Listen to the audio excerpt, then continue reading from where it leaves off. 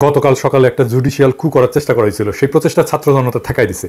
কিন্তু এই প্রতি বিপ্লব ধারণার চাইতে দ্রুত ঘটছে। যারা হাসিনার শাসন ফিরে আনার মিশনে আছেন তাদের সাবধান করে দিয়ে বলতে চাই, প্রতি বিপ্লব ঘটানোর মতো সক্ষমতা আপনাদের নাই।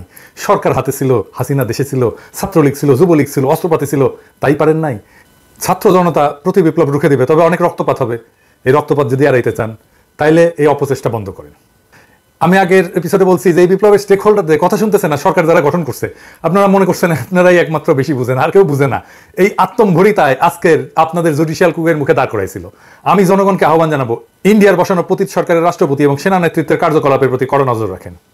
কোনো পাবলিক হিয়ারিং প্রকাশ্যে জনগণের মধ্যে যাচাই বাছাই ছাড়া বিপ্লবের অংশীজন, সমর্থক এবং অংশগ্রহণকারী রাজনৈতিক দলসমূহ যারা অন্তর্বর্তীকালীন সরকারের রাজনৈতিক বৈধতা এবং ন্যায্যতা সরবরাহ করছেন তাদের সকলের সাথে পরামর্শ করে আপিল বিভাগের নতুন বিচারপতিদের নিয়োগ করেন। এর অন্যথা করলে বৈধতার সংকটে পড়বেন এবং গণ অভ্যুত্থানের মিত্রপক্ষসমূহের মধ্যে বিভক্তির দায়ে অভিযুক্ত হবেন। ইন্ডিয়ার বসানো পতিত সরকারের রাষ্ট্রপতি এবং সেনা নেতৃত্বের বশ্যতা স্বীকার করে অন্তর্বর্তীকালীন সরকারের পরিচালনার পথে যারা ডক্টর মোহাম্মদ ইউনূসকে ঠেলে দিচ্ছেন তাদেরকে কোণঠাসা করে ফেলেন। আশা করি বিচার বিভাগ নিয়ন্ত্রণকারী দস্যুদের আজকের কুপ্রচেষ্টা ব্যর্থ হওয়ার পর আপনাদের হুঁশ ফিরবে, সজাগ এবং সচেতন হবেন। যারা রাস্তায় আছেন, গণ অভ্যুত্থানকারী সংস্থার কেন্দ্রে যারা নীতি নির্ধারণ, কৌশল প্রণয়ন এবং সমন্বয় করতেছেন তাদের বলবো, আপাতত বিজয়ের আনন্দে আত্মহারা না হইয়া দ্রুত রাষ্ট্র পরিচালনার গুরুত্বপূর্ণ চ্যালেঞ্জসমূহ চিহ্নিত করে তার মোকাবেলার কাজে মনোযোগী হন। প্রতিবিপ্লব ঠেকানোই এখনকার প্রথম কাজ। আমি আগের ভিডিওতে বলছি দেশে এখন কোনো বিরোধী দল নাই, সুতরাং আমরা যারা বাংলাদেশের দ্বিতীয় স্বাধীনতা সংগ্রামে ভূমিকা রাখছি তারাই বিরোধী দলের কাজটা করব। এটা আমরা করব কয়েকটা জরুরি কারণে। কি কি কারণে? প্রথমত, এই সরকার একটা অত্যন্ত ক্রিটিক্যাল সময় দেশের শাসনভার গ্রহণ করছে। এই সরকারের সাফল্যের উপর নির্ভর করতেছে আমরা আমাদের বিজয় ধরে রাখতে পারবো কি পারবো না, নাকি আমাদের দ্বিতীয়বারের স্বাধীনতা অব্যাহত হয়ে যাবে। সুতরাং এই সরকারকে গঠনমূলকভাবে সমালোচনা করা, সহায়তা করা আমাদের কর্তব্য। দ্বিতীয়ত, এই সরকার যে প্রক্রিয়া গঠিত হয়েছে এবং এতে যারা অন্তর্ভুক্ত হয়েছেন তাতে এর সাথে সীমাহীন আত্মত্যাগের মাধ্যমে অর্জিত আমাদের এই ঐতিহাসিক বিপ্লবের যে স্পিরিট তা আগামী দিনগুলোতে সঠিকভাবে বাস্তবায়িত হবে কিনা তা নিয়ে আমার গভীর সন্দেহ আছে। তাই এই সরকারকে লাইনে রাখার কাজটাও বিপ্লবীদেরকেই করতে হবে। তৃতীয়ত, এই সরকারের 16 জন উপদেষ্টার মধ্যে 12 জনের সরকার পরিচালনার কোনো দৃশ্যমান যোগ্যতা এবং অভিজ্ঞতা নাই। এরা নিশ্চিতভাবে মেস আপ করবেন। তাদের ভুল এবং ব্যর্থতা নির্দেশ করা একটা অতি গুরুত্বপূর্ণ কাজ। বাংলাদেশের মিডিয়া যদি বিশ্বাসযোগ্য হতো তাহলে এই কাজটা তারাই করতে পারতেন। কিন্তু ফ্যাসিস্ট আমলে আমরা আমাদের মিডিয়া যে দাসসুলভ এবং অনেক ক্ষেত্রে গণবিরোধী ভূমিকা দেখছি তাতে এদের উপরে বিন্দুমাত্র আস্থা রাখা যায় না। তাছাড়া এই মিডিয়া হাউসগুলোর মালিকেরা প্রায় সব ক্ষেত্রে পলাতক গণখনি হাসিনার অনুগ্রহপ্রাপ্ত, চরম অসৎ, দুর্নীতিগ্রস্ত, লুটেরা ব্যবসায়িক গোষ্ঠী। এরা সুযোগ পেলে বিপ্লবকে ব্যর্থ করে দেওয়ার চেষ্টা করবে। চতুর্থত, এই সরকার ভুল করলে বা ব্যর্থ হলে পরাজিত ফ্যাসিস্ট শক্তি এবং তার ভারতীয় পৃষ্ঠপোষকেরা তার পুরো সুযোগ নিয়ে আবার ঢুকে পড়ার চেষ্টা করবে। ইতিমধ্যে ভারত সরকার ইউনূস সরকারের প্রতি গভীর নেতিবাচক মনোভাব দেখেছে। ঢাকায় নিযুক্ত ভারতীয় হাইকমিশনার অন্তর্বর্তীকালীন সরকারের শপথ গ্রহণ অনুষ্ঠানে আসেন নাই। ভারতের মিডিয়াতে আমাদের দ্বিতীয় স্বাধীনতা নিয়ে ব্যাপক নেতিবাচক এবং উস্কানিমূলক প্রচার চালানো হচ্ছে। আমি এই প্রসঙ্গে আবার পরে আসবো। সুতরাং ভারত যে তার হারানো উপনিবেশ ফিরে পাওয়ার জন্য সুযোগের অপেক্ষায় আছে তা আমরা ইতিমধ্যেই ভালোভাবে উপলব্ধি করতে পারছি। এই পরাজিত শক্তি হাসিনা এবং তার প্রভু ভারত যাতে এদেশের রাজনীতি এবং শাসনে কোনোভাবে পুনঃপ্রবেশ করতে না পারে সেই জন্য সরকারের সমালোচনার স্পেসটা আমাদের দখলেই রাখতে হবে। পঞ্চমত, গণতন্ত্রকে একটা শক্ত ভিত্তির প্রতিষ্ঠার জন্য সরকারের গঠনমূলক সমালোচনার একটা সুস্থ ধারা তৈরি করা অত্যন্ত জরুরি। সরকারের জবাবদিহিতা নিশ্চিত করার লক্ষ্যে এই সমালোচনা হতে হবে নির্মমভাবে সত্য এবং বস্তুনিষ্ঠ। এতকাল আমরা দেখছি বিভিন্ন সরকারের সমালোচনাকে শত্রুতামূলক বলে মনে করা হতো। এই নষ্ট সংস্কৃতি থেকে বেড়ায় আসতে হবে। এই লক্ষ্যে বর্তমান পরিস্থিতিতে গঠনমূলক বিরোধী দলের ভূমিকা পালনের উদ্দেশ্যে আমি বাংলাদেশের কয়েকজন গুণী, অভিজ্ঞ এবং পরীক্ষিত দেশপ্রেমিক ব্যক্তিদেরকে নিয়ে একটা ফোরাম গঠন করার পরিকল্পনা করছি, যার নাম হবে শ্যাডো ক্যাবিনেট বা ছায়া পরিষদ। বিভিন্ন গণতান্ত্রিক দেশে এই ধরনের ব্যবস্থা আছে। এই পরিষদ দেশের প্রধান প্রধান ইস্যুর উপরে আমরা কি কি নীতি ব্যবস্থা নিতে পারি তা নিয়ে প্রকাশ্যে আলোচনা করব, জনগণকে সম্পৃক্ত করব, সরকারকে লাইনে রাখার চেষ্টা করব এবং সর্বোপরি আমাদের দ্বিতীয় স্বাধীনতা যাতে ব্যর্থ বা বেহাত হয়ে না যায় তার সর্বাত্মক চেষ্টা করব। একই সাথে আমরা দেশের এবং জাতির বিরুদ্ধে আমাদের গণতান্ত্রিক অধিকার এবং সকল প্রকার মানবাধিকার এবং আমাদের স্বাধীনতা, সার্বভৌমত্ব এবং আঞ্চলিক অখণ্ডতা এবং জাতীয় মর্যাদার বিরুদ্ধে যে কোনো কনস্পিরেসি, যে কোনো ষড়যন্ত্রের বিরুদ্ধে জনগণকে অবহিত রাখবো যাতে তারা এই সমস্ত অশুভ চক্রান্ত ব্যর্থ করে দিতে পারেন। আমি আশা করব প্রফেসর ইউনূস আমাদের এই ভূমিকা ইতিবাচকভাবে এবং গুরুত্বের সাথে গ্রহণ করবেন। এই কথাটা আমি বলতেছি এই কারণেই যে প্রফেসর ইউনূসের একটা কথায় আমার কিন্তু খটকা লাগছে। স্যার, আপনি কিছু মনে করেন না, আমি এটা বলতাম না কিন্তু আমি এটা বলতে বাধ্য হইতেছি। আপনি বলছেন যে এখন থেকে আপনার কথা শুনতে হবে। না স্যার, আপনাকে বরং আমাদের কথা শুনতে হবে, জনগণের কথা শুনতে হবে। মনে রাখবেন, এই বিপ্লবের নায়ক কিন্তু আপনি না। আমরা যা বলবো সেটা সত্যি ভেবেই বলবো। আপনি প্রথমে এয়ারপোর্টে এই কথা বলছেন, কিন্তু আমার কথা শুনতে হবে, এটা স্বৈরাচারের কণ্ঠস্বর স্যার। আমরা এটা নিয়ে সঙ্গত কারণে কথা বলিনি, কিন্তু এইটা ভাবেন না স্যার যে আমরা এটা লক্ষ্য করিনি। আমরা লক্ষ্য করছি এবং নোট রাখছি।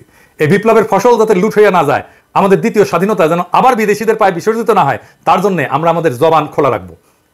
দেশ কিন্তু গ্রামীণ ব্যাংক না স্যার, আর আপনি কিন্তু দেশের এমডি না স্যার। হ্যাঁ, যাই হোক, আপনাকে এবং আপনার সরকারকে আমাদের কথা শুনতেই হবে। আমাকে কিঞ্চিত এটা রূঢ়ভাবে বলতে হইল, কারণ এটা শুধু আপনি বলেননি, এক উপদেষ্টা দায়িত্ব নিতে না নিতেই বললেন কঠিন এবং বিব্রতকর প্রশ্ন করবেন না। এটা তো স্বৈরাচারের ভাষা। এই মনোবৃত্তি নিয়ে কি করে একজন একটা বিপ্লব উত্তর সরকারের স্থান পায়, ভারী উদ্বেগের বিষয়।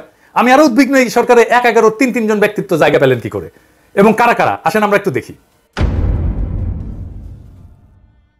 এর মধ্যে একজন হইতেছেন ব্রিগেডিয়ার সাখাত, যাহার সম্পর্কে আগের ভিডিওতে বলছি, কিন্তু উনার কীর্তি এতই মহৎ যে উনার সম্পর্কে বললে আর শেষ হবে না আর কি। 2008-এর নির্বাচনে কিভাবে আওয়ামী লীগ জিতলো জানেন? আওয়ামী লীগ পেল 49% ভোট, আর বিএনপি পেল 33.20% ভোট, আর সিট পেল আওয়ামী লীগ কত 230 আর বিএনপি 33 মাত্র। এটা কেমনে কিভাবে হইলো আসেন এটা একটু দেখি। এবং এর পিছনে কুশীলভ, জাতীয় সংসদে কিছু আসন আছে আওয়ামী লীগ পাবেই, যতই খারাপ অবস্থা হোক, মানে এখনো যদি ইলেকশন হয় তাও পাবে। কিছু আসন আছে যা বিএনপি পাবেই, যতই খারাপ অবস্থা হোক বিএনপি। প্রায় 150টার মতো আসনে এক ধরনের টাগ অফ ওয়ার চলে, মানে টানাটানি চলে আর কি, কে জিতবে নিশ্চিত না। একটা কিংবা দুইটা কেন্দ্রের ফল হিসাব বদলে দেয়। এই এম সাখাওয়াত হোসেন 2008 সালের 133টা আসনের সীমানা এমনভাবে পুনর্বিন্যাস করে যেন 133টা আসনে নিশ্চিতভাবে আওয়ামী লীগ পায়। যেই একটা দুইটা কেন্দ্র দিয়া ফলাফল বদলে যেতে পারতো, ওই একটা দুইটা কেন্দ্র এমন একটা আসনের সাথে যুক্ত করে দেওয়া হয় যা আসলে ওই আসনে কোনো ভূমিকা রাখতে পারে না।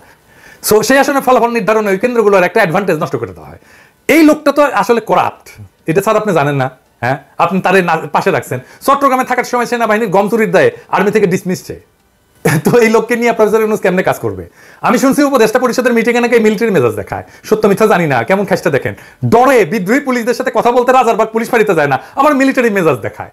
শুনলে একদম পিত্তি জইলা যায় এই সমস্ত কথা শুনলে। এখন সুশীল হয়ে বসছে, এখন সরকার হয়ে বসছে। আর তৌহিদ হোসেন সাহেব, আমি কিন্তু ওনারা পছন্দ করি। উনি কিন্তু 11 সময় পররাষ্ট্র সচিব ছিলেন, ব্যক্তিগতভাবে অত্যন্ত সজ্জন মানুষ, সন্দেহ নাই। আমি বলছি যে আমি ওনারা পছন্দ করি, ওনার সাথে আমার দেখা হয়েছে, এক সময় কথা হয়েছে, কিন্তু সরকার হিসাবে কিন্তু পছন্দ করি না, বিশেষ করে এই সময়। কারণ তার সচিব থাকার সময় বাংলাদেশকে ভারতের পায়ে সমর্পণ করা হয়।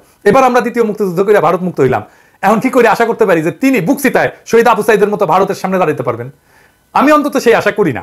সেই মেরুদণ্ড ওনার নাই, থাকলে সেই সময় রুখে দিতেন। তাই এই কাজ তারে দিয়ে হবে না। আর 111 আর এক কুশীলা বলে হাসানারি, এর আমলে 3 মাসের তত্ত্বাবধায়ক সরকারকে টেনে টুনে 2 বছর মেয়াদি করা হয়, যার ফল আমরা 16 বছর ধরে মর্মে উপলব্ধি করতেছি। কে 2 বছর মেয়াদি করার কাজটা করছে? উনি। এই সরকারের প্রত্যেক মানুষকে হইতে হবে দক্ষ, বিপ্লবের চেতনাবান এবং সাহসী এবং হৃদয়বান। হাসান আরিফ তার পুত্রবধূকে 9 মাসের অন্তঃসত্ত্বা অবস্থায় জেলে পাঠিয়েছিলেন। জেলেই মহিলার বাচ্চা হয়েছে। আপনার যত বড় শত্রু হোক না কেন, 9 মাসের অন্তঃসত্ত্বা নারীকে আপনি জেলে পাঠাইতে পারেন? উনি বলবেন জেলে তো আমি পাঠাই নাই, পুলিশ নিয়ে গেছে। 10 বার জামিন চাইছিল এই মহিলা, ওনার পুত্রবধূ। ক্ষমতা খাটায় আটকায় দেওয়া হয়েছে। কে ক্ষমতা খাটাইছে? 2 বছরের মাসুম বাচ্চাকে মায়ের কাছ থেকে সরাই রাখা হয়েছে। উনি তো বাসার মানুষকে আগে দেখবেন, দেশের মানুষের প্রতি ন্যায় উনি কেমনে করবেন? নিজের বাসা ঠিক রাখতে পারে না, আর দেশের প্রতি দায়িত্ব পালন করতে আসছেন। এই সমস্ত বালের আলাপ দিয়েন না তো আমার সাথে। তার অপকর্মের ফিরিস্তি পরে দেওয়া যাবে। যাই হোক, স্থানীয় সরকার পল্লী উন্নয়ন সমবায়ের দায়িত্ব যদি কাউকে দিতে হয়, তাহলে তো 11 একজন কুশীলভকে কেন? এই বিষয়ে তার কি বিদ্যা, কি অভিজ্ঞতা? সরকার কি এরকম একটা বাটোয়ারের বিষয়?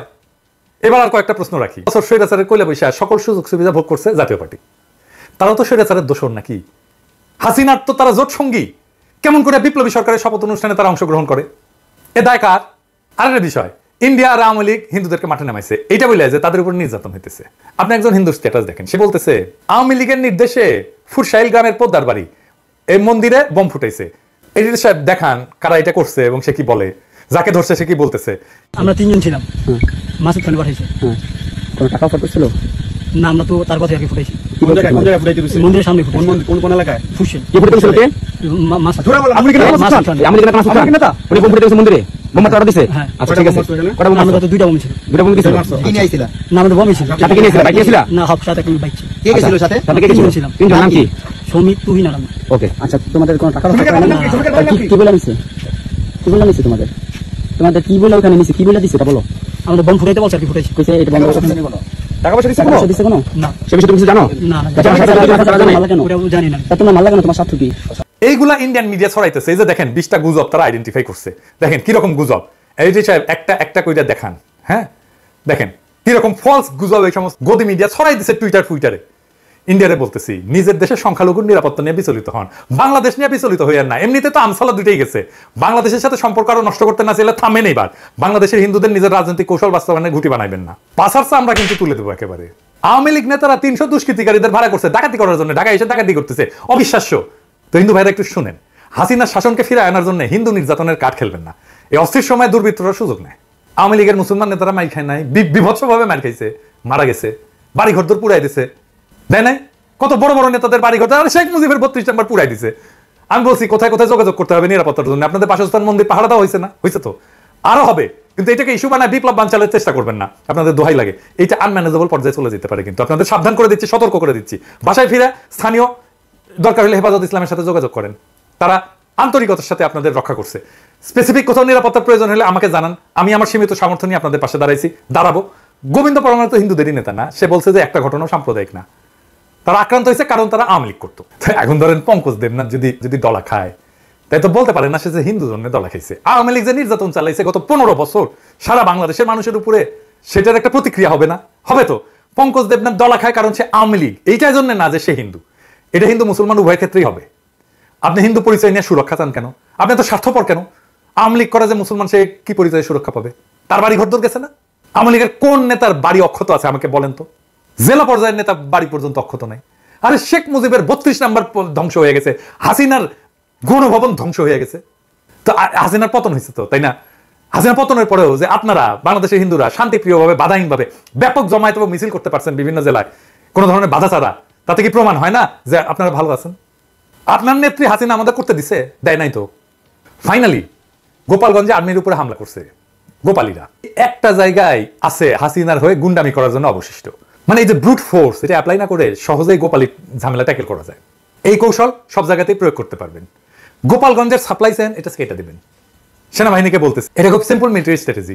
সরকারি কর্মচারীদের উইথড্র করেন, বিদ্যুৎ লাইন বিচ্ছিন্ন করেন, গ্যাসের লাইন থাকলে বিচ্ছিন্ন করেন, পানি সরবরাহ হবে না, গ্রামের সাথে সংযোগ বিচ্ছিন্ন করে দেন, রেডিওতে শান্তিপ্রিয় জনগণকে শহর ত্যাগ করতে বলেন, মাইক্রোফোনে বলেন, দরকার হলে লিফলেট ছাড়েন, তারপরে অভিযান চালান, বিনা রক্তপাতে ঠান্ডা হয়ে যাবে। হাসিনা এবং জয়ের এই শয়তানি বন্ধ করতে হবে। কি কৌশলে? আসেন এটা আলাপ করি। ভারতকে, হাসিনাকে বহিষ্কার করতে হবে। একজন গণহত্যাকারীকে ভারত আশ্রয় দিতে পারবে না। ভারতের সাথে আমাদের আরো অনেক ফয়সালা আছে। ভারতকে বলতে হবে ঢাকার হাইকোর্টের সামনে থেকে অপহৃত সুখরঞ্জন মালিক কিভাবে ভারতের জেলে যায়, বিএনপি নেতা সালাউদ্দিন কিভাবে ঢাকা থেকে গুম হয়ে সিমলায় আবিষ্কৃত হয়। সরকারকে কূটনৈতিক চ্যানেলে প্রশ্ন ছুড়ে দিতে হবে ভারতকে শান্তিতে থাকতে দিবেন না। ভারতকে শান্তিতে থাকতে দিবেন তো শেখ শয়তানি কন্টিনিউ করবে। জাতিসংঘে অভিযোগ দিতে হবে বাংলাদেশের রাজনীতিতে কেন হস্তক্ষেপ করছে ভারত। প্রমাণ আছে তো। ভারতের সাথে সমস্ত চুক্তি প্রকাশিত করতে হবে, যে চুক্তিগুলো বাতিলযোগ্য সেইগুলো অবিলম্বে বাতিল করার জন্য সরকারকে ব্যবস্থা নিতে হবে। জব পারমিট ছাড়া যারা বাংলাদেশে কাজ করতেছে ভারতীয়, তাদেরকে গ্রেপ্তার করতে হবে। এভার কেয়ার সহ যে সমস্ত হাসপাতালে ইন্ডিয়ান ডাক্তার আছে তাদেরকে তাড়াইতে হবে এবং গ্রেপ্তার করতে হবে, কারণ তারা আইন ভাঙছে। আইন কিভাবে ভাঙছে আসেন। বাংলাদেশের আইন অনুসারে বিদেশি ডাক্তার টেম্পোরারি রেজিস্ট্রেশন পায়, কিন্তু রুগী দেখতে পারবে না। একটা ক্ষেত্রে পারবে, যদি স্থানীয় ডাক্তারকে প্রশিক্ষণ দেয়। এরা প্রশিক্ষণের কথা বলে ধুমসে রুগী দেখতেছে, এটা তো কোনো প্রশিক্ষণ দিচ্ছে না, তাই না? বসে রুগী দেখতেছে, এটা পারে না। এটা আইন বিরুদ্ধ কাজ। এই আইন বিরুদ্ধ কাজ করার জন্য এদের প্রত্যেককে গ্রেপ্তার করতে হবে। হাসিনারে শান্তিতে থাকতে দিচ্ছেন জন্য সে শয়তানি করতেছে। হাসিনার বিরুদ্ধে আইসিসিতে আয়না ঘর নিয়ে এখনই মামলা করেন। আর এই আন্দোলনের সময় যে গণহত্যা হয়েছে তার তদন্তের জন্য জাতিসংঘকে আহ্বান জানায়। বাংলাদেশের কোনো ইনস্টিটিউট নাই এটা তদন্ত করতে পারে। আরে পুলিশ, ও তো ভয়ে আসতেছে না, ও কি করবে? আর এই জুডিশিয়ারি দেখছেন কি অবস্থা, সব ঠান্ডা হয়ে যাবে। জাতিসংঘকে আহ্বান জানান, জাতিসংঘ যখন এটা তদন্ত করতে আসবে, হাসিনা নাশকতার নির্দেশ না দিয়ে আবার গর্তে ঢুকবে। ইন্ডিয়ার হাসিনাকে দৌড়ের উপরে রাখেন, বাংলাদেশ ঠান্ডা থাকবে, বিপ্লব রক্ষা পাবে, প্রতি বিপ্লব করা একদম হান্দায় দেওয়া হবে। ইনকিলাব জিন্দাবাদ।